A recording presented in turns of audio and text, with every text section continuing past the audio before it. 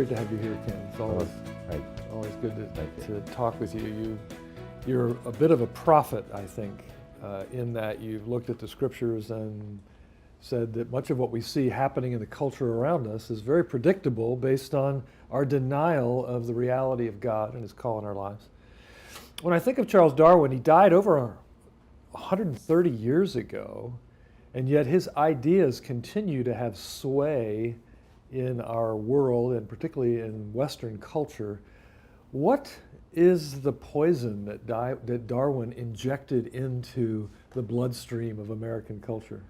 Many people sort of have this idea that Darwin wasn't really anti-God. I mean, if you read his letters and you read his books, he was really out to try to explain life by natural processes. He was really out to try to get rid of this idea that God created anything. And so it's interesting. Darwin didn't invent the idea of evolution, obviously. Right. I mean, the Greeks believed in evolution. He just popularized a particular view of evolution that gave people what they thought was a scientific justification for rejecting God and explaining everything by natural processes. And so what he really did was to popularize, if you like, naturalism. Yes. You know, back in the 1700s, 1800s, there was an increasing number of people who wanted to explain everything without God, and they wanted to get rid of this notion of God from our culture. And so they started to explain the fossil record over millions of years and so on. Darwin's ideas really were based on what we would probably call today microevolution, changes within a species. And those changes he saw within a species, he applied and said, well, one species therefore changes into another. That doesn't necessarily follow, though, does it? No, and there's a lot of confusion here, and it really goes back to days in which when people read Genesis, and Genesis 1 talks about God created kinds of animals and plants after their kind. It's the Hebrew word we pronounce mean, that we would say is more at the family level of classification, you know, kingdom, farm, class, order, family, genus, species. Yeah. But sometimes people thought that meant species, and then they realized it didn't really mean species, and so there's sort of confusion there.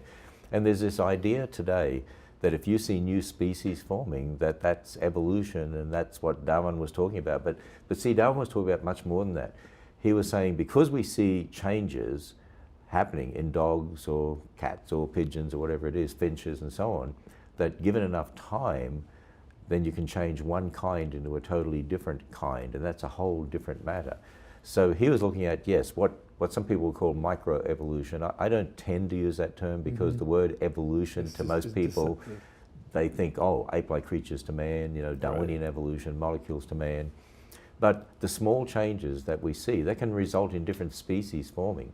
In fact, if you take Darwin's finches, there's just been some research done to show that within, 16, 17 years, there's been a new species of finch formed. By the way, it's still a finch, it's still a bird. And that's the whole point. So you can form new species. And you'll find that even today, when people are asked in universities, what's your best example of evolution?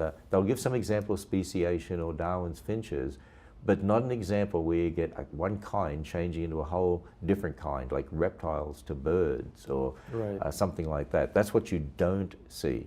So Darwin was a great observer, and he was right that animals change. He was just wrong that those changes can add up to the big changes necessary for molecules to man evolution. Dr. Kennedy, in one of his books and messages, described evolution as the, quote, root of the problem, unquote.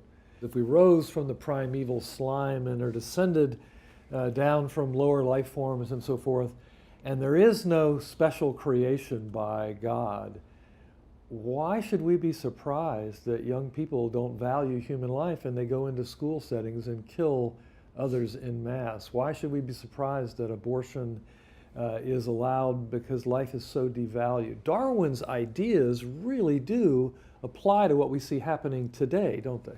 They do, and you know, Dr. Kennedy was very discerning in this regard, and he had great insight because he understood it's not just about an idea of, you know, one kind of animal changing into another. It's not just an idea of ape-like creatures supposedly changing into people. It's much more than that. It's really a whole way of thinking. It's really a philosophy of life.